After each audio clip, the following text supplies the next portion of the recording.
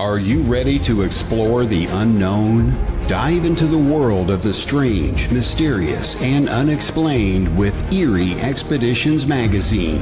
Each issue is packed with spine-tingling tales, cutting-edge paranormal investigations, and exclusive insights into hauntings, cryptids, UFOs, and more.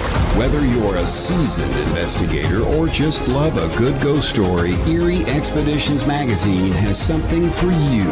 Join our growing community of truth seekers and adventure lovers. Subscribe today at EerieExpeditionsMagazine.com and unlock the secrets of the supernatural. Are you ready? That's EerieExpeditionsMagazine.com, where the extraordinary is just a click away. Dare to discover.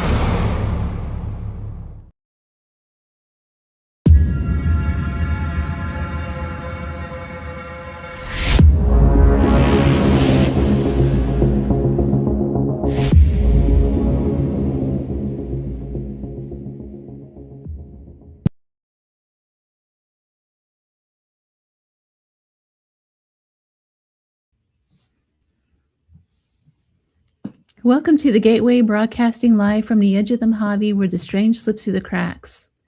We are live on United Public Radio Network 107.7 FM New Orleans. And I'm your host, C.L. Thomas. Tonight I'm talking with MJ DICKSON in her book, Travels into Africa. But before we get into that, you've been listening to Sean Kelly with On Into the Night right here on United Public Radio Network 107.7 FM. His show comes on again on Sundays at the same time. After this show, tonight is Paratruth with Eric and Justin. That's always a great lineup, so stay tuned after the show to listen to those guys. It's currently 79 degrees here in the valley, and I hope everyone is doing well. I don't see anyone in the comments tonight, so I'm going to skip that part. If anyone is watching, thank you all for supporting the show. I just got back from Orlando, and I have a little bit of a confession to make. So I spent a week in New Orleans and had to go to Orlando for another show. And of course, we went to Disney. Yeah, I don't think I'm really a fan of Disney. I just don't get it. I don't understand. I'm missing the connection here. I don't understand why so many paranormal people flock to Disney. There's nothing real about it. I don't understand. What am I missing? Help me understand. So if you like Disney, I want to know why. Put it in the comments on my Facebook page. I really want to know why people are going to Disney these days as an adult. You know, I can see kids, but not adults. So anyhow, yeah, I traveled to New Orleans and I toured a handful of plantations that are along River Road, and I got the rare chance to investigate and interview some of the private-owned plantations that are down there, and they call it Sugar Valley. There's probably about, I'd say, around 30 different plantations, and the thing that people don't realize when you go down there, these plantations, the ones that are still operating, they are it's called Sugar Valley because it's mainly sugarcane, but rice plantations are also down there. But these farms have been in operation for over 300 years. Think about that. So I can't discuss too much about the places I've been or gone and what I was doing there. But there is one place I want to give a shout out to, and it's the curators of Whitney Plantation. So Whitney Plantation it's very haunted, first of all, but it's one of those places that is so different. Like after a while, these plantations all look the same, right? They all have like the big mansion. They all have all the famous or all the really expensive furniture and things that these families gathered. And a lot of plantations that you go to, that's what they focus on. They focus on the mansion and the fancy things that the original owners created. Whitney, however, it focuses on the 300 plus slaves that lived and worked in the fields there. And you have to remember, these people work there as slaves, 400 of them at a time. And we're talking about a 200-year time period there. So we're talking probably 600-700 people that were slaves in these fields. So Whitney They actually curated the place. They take you through the cabins that they stayed in. There's a row of cabins there that are original to the property, and they take you through what a typical day would have been like for some of these slaves. And they even have like a jail that's sitting there right in the middle of the property. Because if you think about it, when you have that many slaves working the fields and you have one family or maybe just a handful of overseers, well, how did they keep these people from not rising up and running away and things? Like, how did they keep control of them? And they put a jail, like it's a wrought iron cage, literally, right in the middle, right in front of the house, so that the row of slave cabins, that's the first thing you see when you get up in the morning. So there's like that fear base all the time. But it's the only plantation that actually tells you about the story and lives of the slaves. They focus on that. It's very well done, and I highly recommend visiting Whitney Plantation if you're down that way touring. I just wanted to give a quick shout out to that. Tonight on The Gateway, we're exploring the supernatural side of Africa, a world of ancient legends, mysterious creatures, sacred sites, powerful and spiritual traditions that have existed for centuries. Our guest is internationally recognized paranormal investigator, psychic medium, author, and television producer MJ DICKSON. Many of you know her from Paranormal Television, where she has investigated unexplained phenomena and she really has been around the world. I can't wait to have her on. But tonight we're diving into something a little that kind of interests me a lot right now, and that's the supernatural traditions and mysterious legends connected to the African continent. She has a book, Beneath the African Sky, Supernatural Africa. MJ explores African myths and cryptoids and spirit encounters, and we're all going to talk about that tonight. So welcome to The Gateway, MJ DICKSON. Let me get her on here. Hey, welcome to the show. Thank you so much for having me. You know what? Hi, everybody. I was reading the intro there for you that I have written just an hour or so ago and didn't realize that you were a psychic medium as well. Yeah, I got the I speak to dead people gene passed down from mum. So I throw that in there as well. Now, you live in England currently, right? I do, yes. I'm just outside Stratford-upon-Avon, so Shakespeare country. That's pretty cool. I just want to check the comments real quick and then we'll move into the questions. Sure. Let's see here. John says it's because of fabulous artwork that he likes Disney. Or does he say, I don't know. Rather be in New Orleans? I adore you, John. I'm with you, John. So, good evening. Hi, John. They're all talking to themselves, so that's great. So we'll get right into this. Yeah, I'm not a Disney fan. Have you been to Disney, MJ? No, I'm not a fan. There's nothing about it that appeals to me. No, I don't see the appeal whatsoever. It's not my jam. You know, there's a thing though where paranormal people go there all the time for some reason. And I'm trying to figure this out. When I was there, it was like kids running around everywhere. I know they do like really cool haunted house things and, you know, spooky Disney around Halloween and everything. And I mean, that would be pretty cool if you're with a bunch of paranormal enthusiasts to go and hang out if Disney's your thing.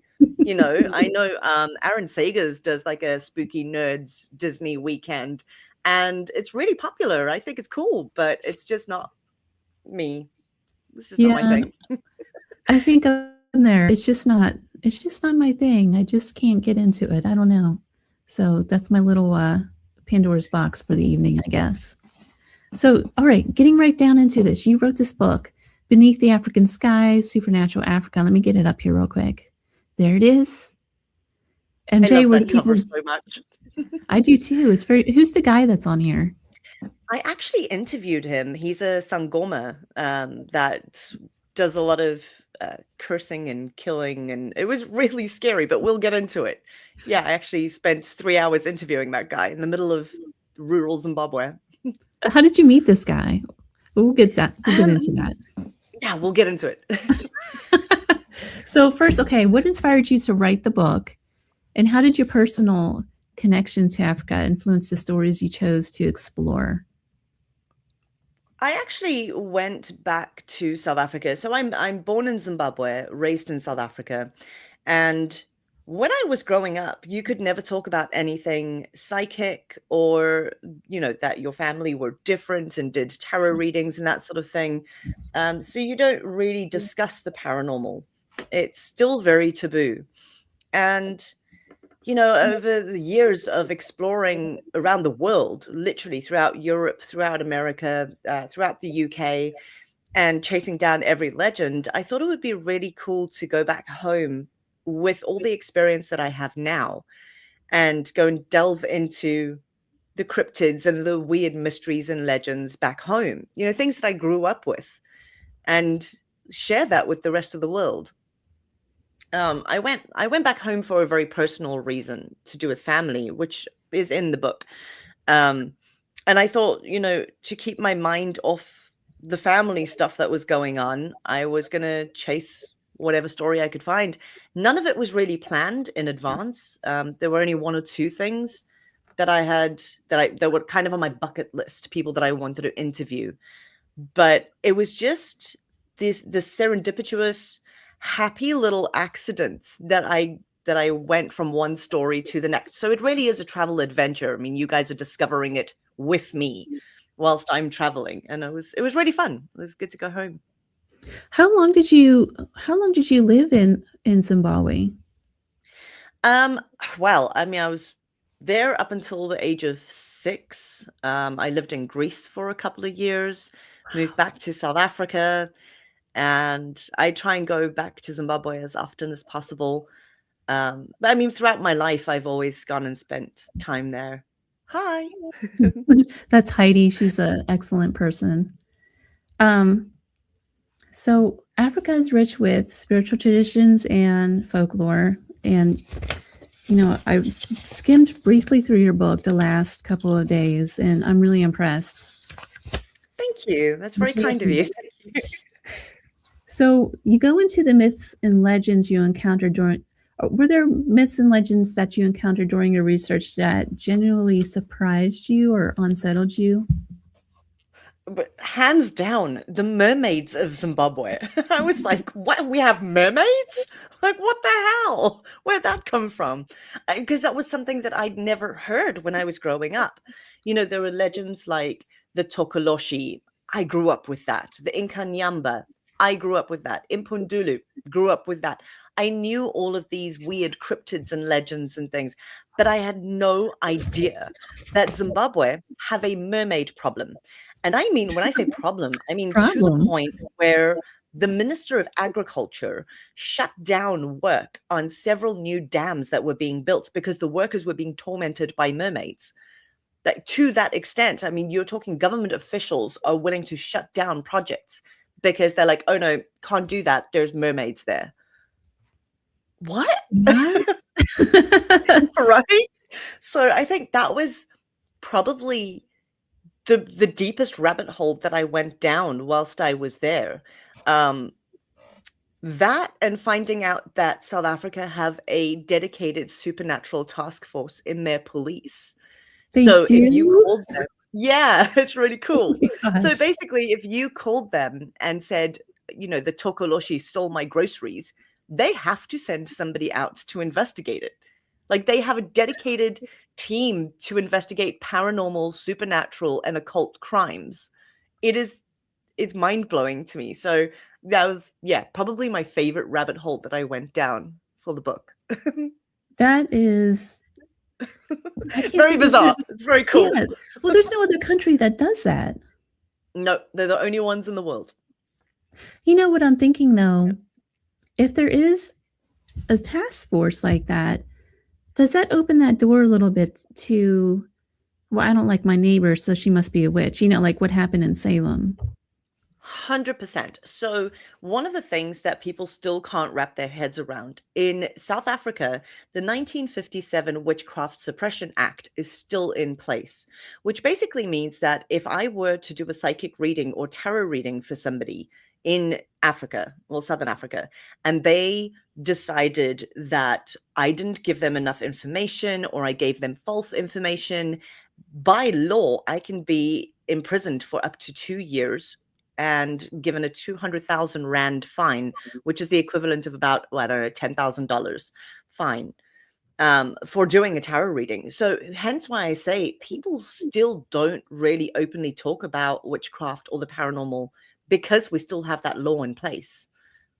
And we still have another thing, like you say, you know, does that open the door for sort of the witch trials kind of thing, you know, persecutions and things.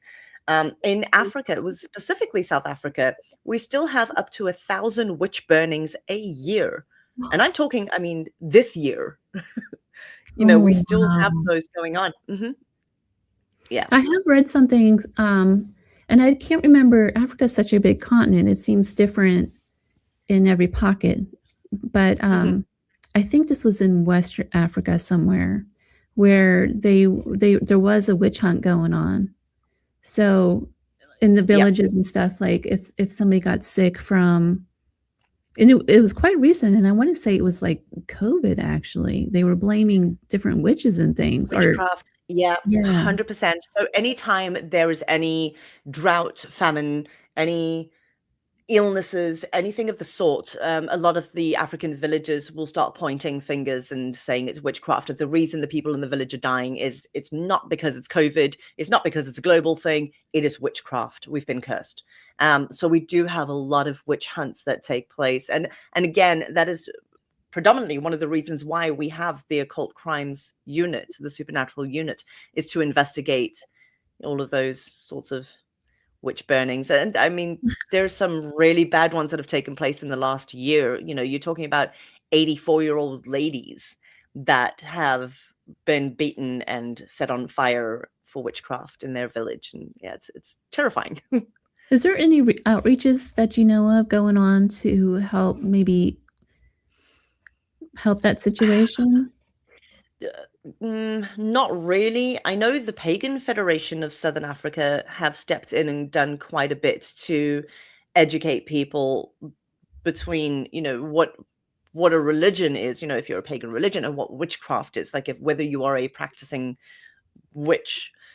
They've kind of stepped in and try to help out. And they also do a memorial for all of those who have been burnt for witchcraft in Africa.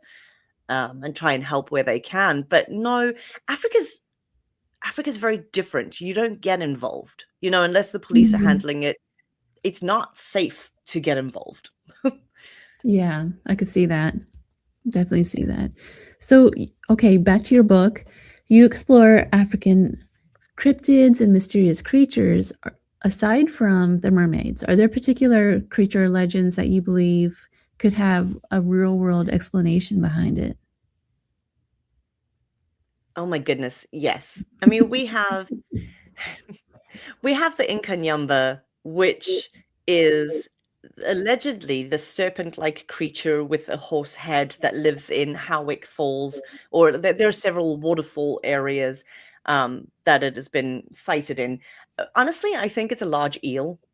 We have some really big eels up there. So I'm like, yeah, I like the idea of the legend. There's never been any evidence, but there's been a lot of evidence of really large eels.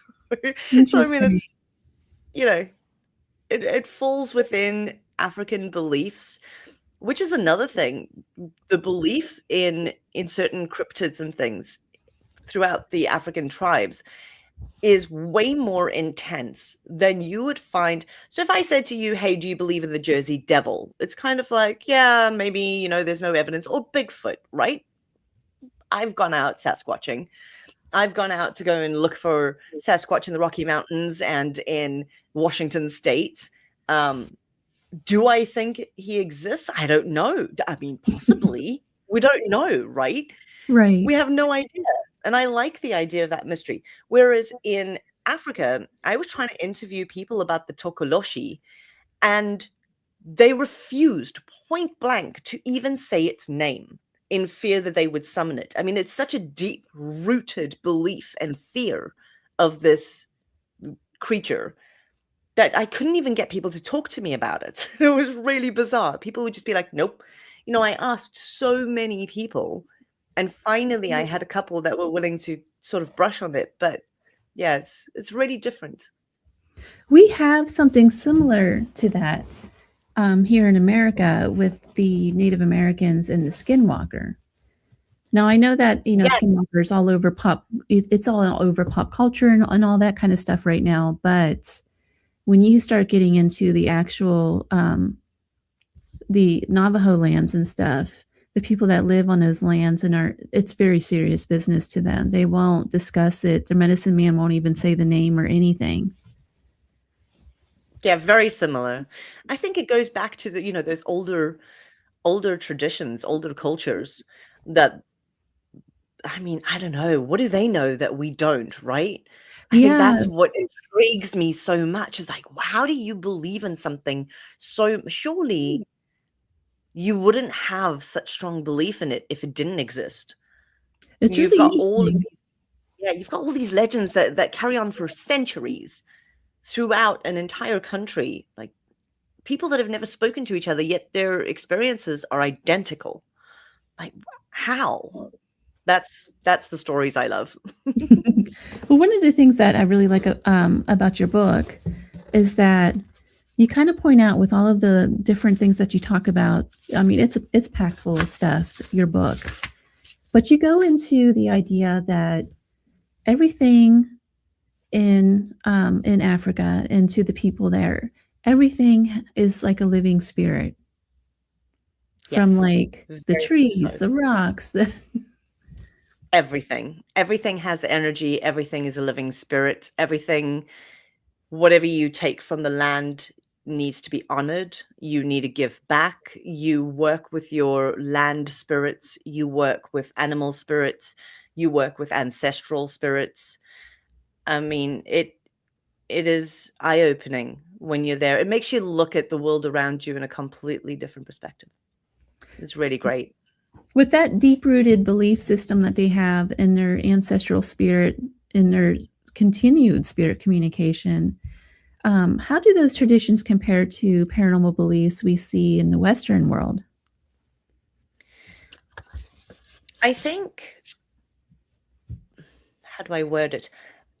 I think one of the things that I love so much about it is that we don't, in the Western world, if you want to go to a psychic medium for a reading, right? We're like, okay, our family on the other side, I want to hear from them. That's great. So we go to a psychic medium, we have a reading done, they give us some information, we're in tears, we get some closure, job done, right? Whereas in the African tradition, they lean on their ancestors for everything. I mean, everything, to the point where our government consults the ancestors of the land before they start a project. The government go to sangomas for these divination readings, but also these rituals to contact their ancestors to give them answers. So, for instance, it's sort of the difference between a sangoma and a witch doctor, if you will, in Africa. So witch doctor, very much witch doctor, right? If you need anything healing, you go to them. And they've got herbs and potions and tinkages and things that they work with. But for instance, if we both have stomach cramps and we go to the same witch doctor, we're not going to get the same treatment. They consult your ancestors, and your ancestors will tell them the treatment that you specifically need. So they're constantly leaning on the other side. They see them around them, it's a part of their world all the time. The paranormal is very much a part of everyday life. Not whereas here in, Western world, we're going on ghost hunts, asking them to knock 3 times, or what color t-shirt am I wearing. They're consulting them about, government decisions. It's really bizarre. The contrast is unbelievable. How are they born, like, the only thing I can think of that is in any kind of relation is maybe the Native American culture, where their tribes seem to pick somebody to be the medicine man, and they're brought up from a very young age to learn all the oral traditions and legends and things like that. Is that similar to what's going on there? Very similar. Very, very similar. And one of the things that I found really interesting was I interviewed I think she was about 92 or 94 years old. I can't remember now. But this medicine woman, this juju lady, and she does psychic readings, and she's got all the tinctures and potions you can think of. And people consult her for all sorts of things, whether it's to do with pregnancy or whether it's to do with cursing somebody, the full spectrum. And when I was interviewing her, she told me that she grew up and became a policewoman. Her mother used to be the medicine woman around town, and she kind of poo-pooed things. She grew up wanting everything to be kind of straight and narrow, joined the police force, and became really ill. And nothing they did would help. I mean, she went through doctor's appointment after doctor's appointment, ended up in hospital. She was on death's door. And her mother kept saying to her, it's because you won't accept the spirits. You are next in line. And until you accept the spirits, you will remain sick or you will die. And she had to go through this whole ritual to accept that into her life. And the moment she did, it was like nothing ever happened. And so she carried on her mother's legacy. And it was just so strange to me. It's not the first time that I've heard this, that if you are chosen, you are not necessarily chosen by your village or, your town or whatever it is, but you are chosen by the spirits to do this work. And unless you agree, they will make themselves. So yeah, it's very, very different in that sense. Where I don't think it's the same in Native American culture. If you don't want to go down that route, you're not pressured into it, you don't get sick, that sort of thing. But in African culture, you really do. That's really interesting. Now, I do have to ask this, just because there seems to be a lot of confusion between voodoo, particularly around New Orleans. A lot of the people say that that's an African religion. I hear that over and over again. In some ways it is, but in some ways it's not. I mean, voodoo is a melting pot, because you have Southern Africa, West Africa, you've got Haitian, you've got, it is a melting pot, especially New Orleans, because you've got this Creole, French, Haitian, like it's genuinely a jambalaya of everything. And whereas in Africa, I don't know, it's not, we do have more voodoo, but I don't know, not every Sangoma is a voodoo practitioner in Southern Africa. It's more just a way of life. It's just I don't know how to explain it. It's just the African tradition. It's just so strange to explain, because it's not like a set chosen, I practice voodoo or I do this. It's just Africa. It's just what they do. It's interesting. That's something I learned over the weekend too. Most of the slaves that originated in the sugar plantations where I was came from West Africa, which is very interesting. So they called it West Congolese. Yeah. And so also Benin and that sort of area as well. So we do see a lot of that trickling down even into Southern Africa, not necessarily just New Orleans. The use of voodoo dolls. Some of the earliest voodoo dolls and things ever found were West Africa.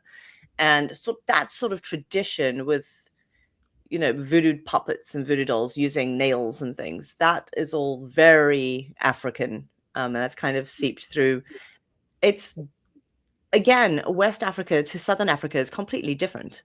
You see some of the influence, but Southern Africa is vastly different when it comes to their practices. And yeah. Got it. Okay, so I want to talk about some of the locations that you've been to. What are some of the Southern African locations that you experienced that might have had a strong paranormal reputation? What's interesting is that it's not your traditional sort of haunted abandoned hospital or that sort of thing, which we do have. I mean, honestly, I haven't really had the opportunity to go and investigate a location in that way, sort of, get out the REM pods and the spirit box and that sort of thing out there. The investigations that I've done have been more into the cryptid side of things and the magical and witchcraft side of things in Africa, which is exactly why I'm going back to do another follow-up book. I'm kind of waiting for the political unrest over there to kind of die down a little bit. So before I go home again, hopefully, I mean, I was supposed to go at the beginning of last year and it just didn't seem like the right or safe time to go. So hopefully, maybe the end of this year, I'm actually going back to do the hospitals and haunted lighthouses and haunted forts and all of those wonderful locations that we have, because we have plenty. But when it comes to the trip that I did for Supernatural Africa, Beneath the African Sky, probably the place that I went, wow, this is active, was the Chinoi Caves. It's still used by African mediums and sangomas to perform all of their rituals in the cave system. It is a very sacred ground. It is a very spiritual place. And it has a lot of elemental energy, a lot of earth energy, earth spirits, like nature spirits and things as well, that it is just genuinely a really active location. So it was beautiful as well. That's interesting. I have a couple questions about that. You keep mentioning what is the word that you keep mentioning? Because I know I can't say it. The Tokoloshi? Yes. What is that? So a Tokoloshi it's not really a cryptid. I don't really know what to call it, honestly, because it can manifest in spirit form and in physical form. Tokoloshis are created by sangomas. So in Zimbabwe, you would call it a sangoma, which is a magical practitioner that can heal and curse people. Witch doctors generally focus on the healing side. Sangomas, bit of both. They will have they will strike someone down with lightning, or they will cause snake bites, snakes in your house, or like random things, or just random curses, however bad you want it to be. If somebody steals something from you, they will hex them and everything in their life will fall apart. So in South Africa, that would be called an Inyanga. So same thing, different name. And then also in South Africa, we have the Baloi. Now, Baloi use human body parts in all of their magical working. So it's much darker magic. And again, why we have the occult crimes units in South Africa is to investigate the number of people who are kidnapped and murdered for the use of traditional, what we call muti. So it translates to medicine, but it's not. It means magical spell ingredient. So human body parts are very sought after. And with that comes the creation of the Tokoloshi. So in South Africa, we call it the Tokoloshi. In Zimbabwe, they call it the Chikwambo. And it requires a human body.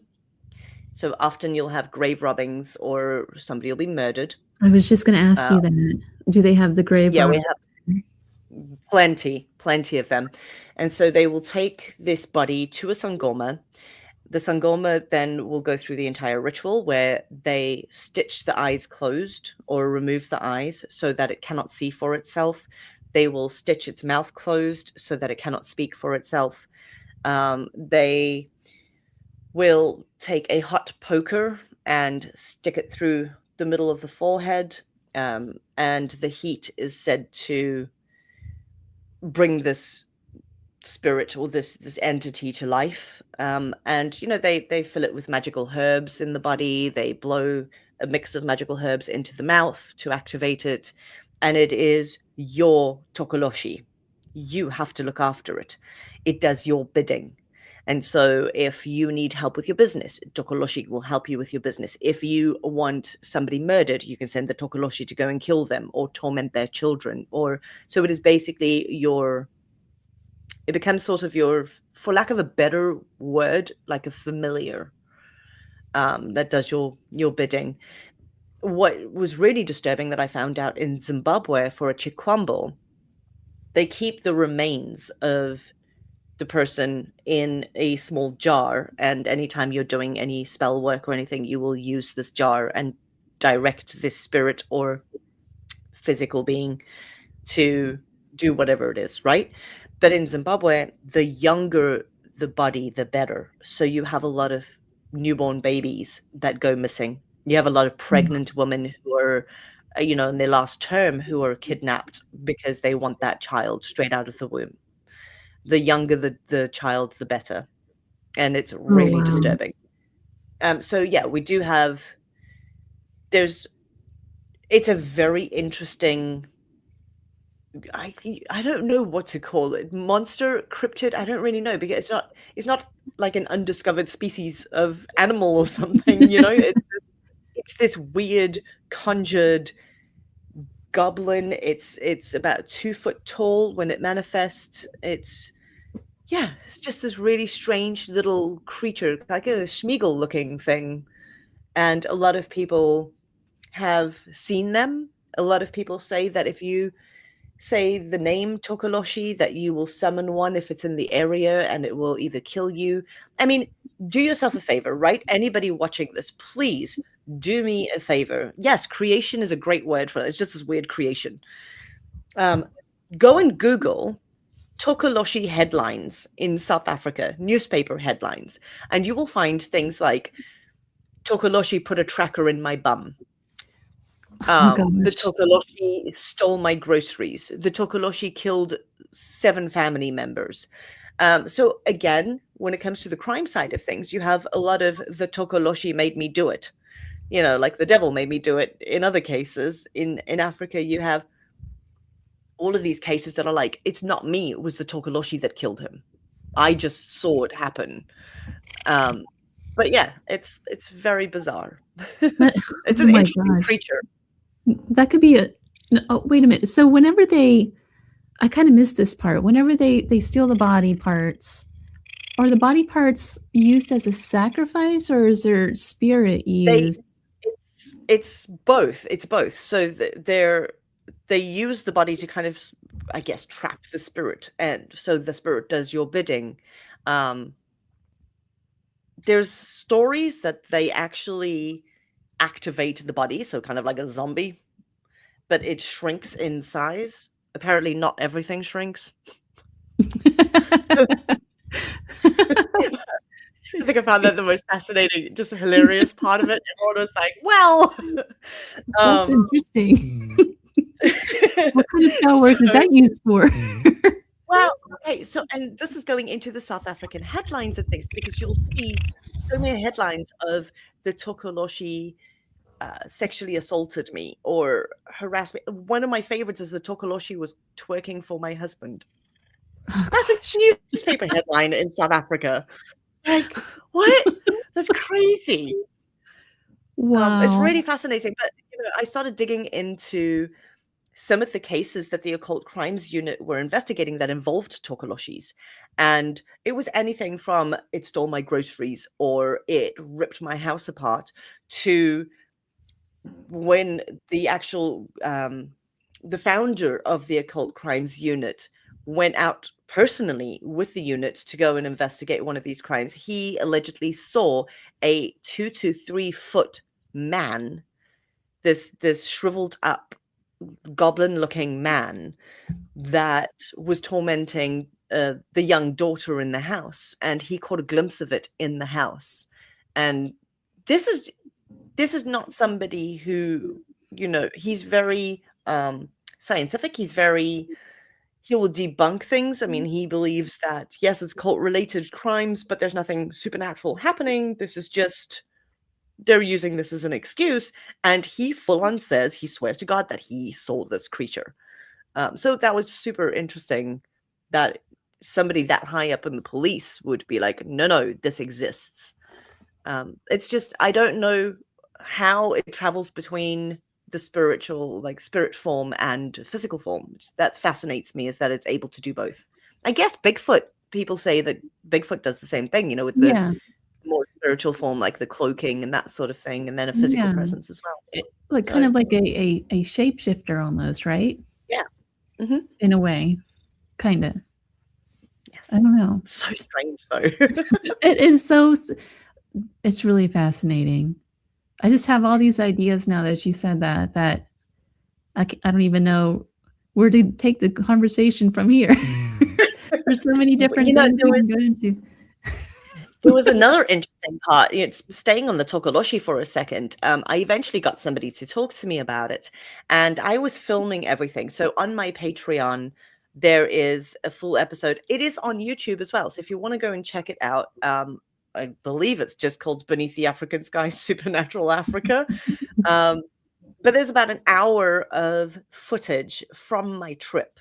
Whilst I was doing everything, all the research for the book, I filmed everything. So you can actually watch all of the interviews. You can see all the people that I interviewed and all the weird characters and things.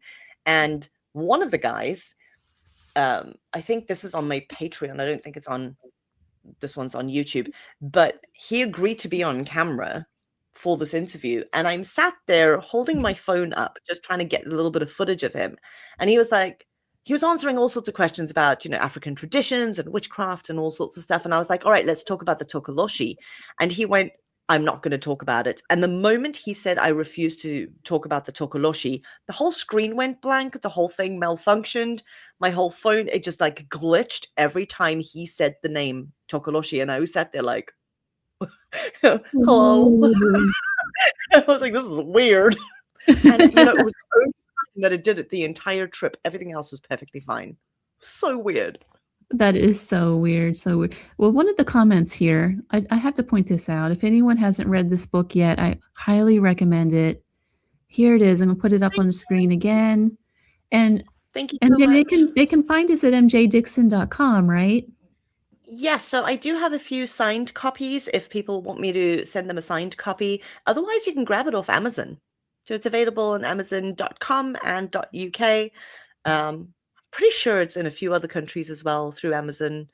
And if you go to your local bookstore, you can ask them to order it for you. They should be able to order it in for you as well. Now, can we talk about this guy for a second that's on the cover? Yes. So, oh my gosh. Okay, so this guy, this is the Sangoma that I interviewed, Sangoma Mbimbo. Now, this was one of the only things that I had pre-organized. My mum had this guy that used to do security work for her. And she reached out to him and said to him, hey, do you know any Sangomas in the area that would be willing to talk to my daughter for her research? He arranged everything. And he went along with me because a lot of people in the rural areas don't really speak English. So he was my translator. And it was terrifying. It was fine at first. Like I was sat in this room. He's in the full headdress. He's got full traditional garb on. And he's going through all of the herbs and things. And this is in the video actually on YouTube. You can actually watch this interview. He does a demonstration of how he curses people with lightning, like how he gets somebody struck with lightning. He does these weird magical demonstrations. And I'm sat there going, listen, if you know anything about science, like I can make smoke appear like that using the right ingredients, but you have to remember that people that are in rural Africa that may not have the knowledge of certain chemicals mixing or certain plants mixing to cause a chemical reaction, to them, he's saying, I'm going to curse your neighbor and have them struck by lightning. He mixes a whole bunch of herbs and weird ingredients and holy water together. And all of a sudden it starts smoking. And he goes, hey, job done. Your neighbor's going to get struck by lightning. They just see the smoke and that they're like, oh my God, witchcraft. Like, wow, this is amazing. I was sat there going, all right, dude. And then there were a few things that he did where I was like, there's no way he could know that. Like, there's no way he could have done that, like pre-done it, or it was just really weird. And then we started talking about like chikwambos and cursing people and that sort of thing. And he was like, my translator, Wellington, was like, oh yeah, this guy kills people. Like he uses their bodies. And I was like, were you worried that you were going to disappear at some point? Yeah, I like sat in the middle of rural Zimbabwe. I'm this like really pasty white girl that would fetch a pretty price on the black market for witchcraft. I'm like, this is how I die. This is right here. This is how I die. I'm going to get chopped up into little bits and used in spell work. This is it. Oh, So man. it was a little creepy, I'm not going to lie. I was very thankful to walk out of there unscathed. But yeah, he was just a super fascinating person. Yeah. Tokoloshi sounds like the founder of Bitcoin. I love it. That's a great comment. I was kind of thinking, along the lines of, the Wizard of Oz show is going on in Las Vegas right now. I was kind of thinking maybe he's the wizard behind the curtain kind of thing. I was kind of waiting Right. for something like that. They're very strange, very hands-on. Also, another thing that people don't realize is in order to be... So I spoke about the South African Witchcraft Act, right? But yet we have traditional nyangas and things in South Africa and the Sangomas in Zimbabwe. So how are they able to practice and curse people and, all sorts of things and get away with it? It's because you have to be registered with the government. As long as you are registered with the government as a practitioner, it means that should the government need your services to curse the hell out of somebody or to consult their ancestors about some decision that they need to make in Parliament, you are pretty much at their beck and call because you're registered with them. So as long as you do their work when they call on you, you're good. You can practice. You can curse the hell out of your neighbors. It's fine. So you won't get charged. What does the neighbor have to do to be cursed? Just out of curiosity. Oh my gosh. Listen, it can be anything from you took one of my chickens to I don't like the way you looked at me to you looked at my wife. I saw it. Like, literally, it could be anything. They will curse you for the slightest thing. Oh my goodness. It just gets crazier and crazier. And this is so when I tell people I grew up with the paranormal, I mean, I grew up in a psychic household. I'm fifth generation psychic medium. My entire family, all the females are psychic. And my paternal grandmother was, great-grandmother was psychic as well. So I have very much the psychic spiritual side of things. But when I say I grew up with all things paranormal being completely normal, because that's what it's like in Africa. It is completely normal. Like, it is such a part of life. If you want to go and hire a sangoma to curse somebody, like, that's like, oh yeah, just another day. It's not like oh my gosh, taboo. That's like any other Tuesday. So in other words, it's actually the Western culture that's paranormal. Yeah. In a way. Yeah. Yeah. I mean, Africa is the home of the paranormal, literally. We have some of the oldest ghost stories and traditions in the world. But yeah, it's funny to see the difference. Like the Western side are like, ooh, it's paranormal. And we're like, it's Monday. It's Monday. It's interesting because Africa is it's actually the what am I trying to say? It's like the crux of civilization. Yeah, it's the cradle of civilization happened there, right? Yeah. Mm-hmm. And all of this supernatural, they haven't grown out of that supernatural element. What are we missing as a Western culture?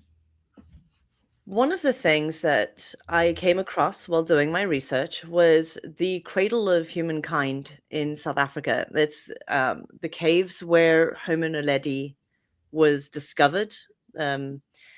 And when they discovered the remains deep within a cave system, the Rising Star cave system, I mean, these are 250,000 years old, right? Wow. And when they discovered the remains, one of the bodies was buried with a stone tool in its hand.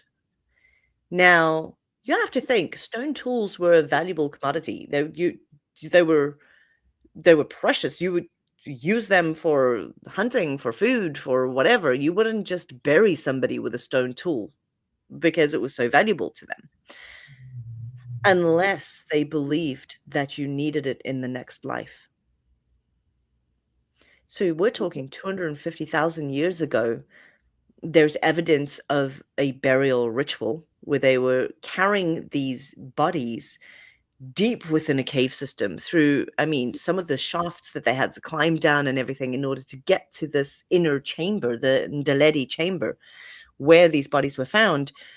It's not a small task. You got to think you're carrying a body, dead weight, carrying a body through that whole system in order to bury them. So there's evidence of these funerary procedures that were taking place 250,000 years ago, and then finding the stone tool in their hand suggests that they believed in something more. They believed in an afterlife. This is way before we're talking Egyptians, and you know what I mean? Like nothing compares to that. In Africa is essentially the home of all things paranormal and that strong belief in another world. It just blows my mind. There's so much that we're not tapping in the paranormal community. 100%. Absolutely. I feel like we're looking in the wrong direction, maybe. I think there's, for instance, this week we've had an exceptional amount of paranormal activity in our house. Things moving around, doors opening and closing, TV switching on. I literally this evening, I had my tablet's charging cable was sat on my desk and just launched off the desk. And my mom and I were sat here having dinner going, hello? Hey, listen, can you not throw things around? Like, we've had a week of this. Just talk. We can hear you. But for us, it's not. It's our ancestors. It's fine. Like, they're trying to give us a message. It's a very natural thing to us. It's not like, oh my God, there's a ghost. We don't do that. We're just like, all right, the other side has a message for us. What are you trying to tell us? Like, let's communicate. What do I need to do in order to make it easier for you to get that message across to me? And this could be whether it's my dad on the other side or my brother or whatever the case is, or it could be, a long lost ancestor that's trying to get a message across. But we believe that you have this A-team of people on the other side, these spirits on the other side that want to work with you and help you in your everyday life and make things easier for you. The difference is in Africa, we tap into it.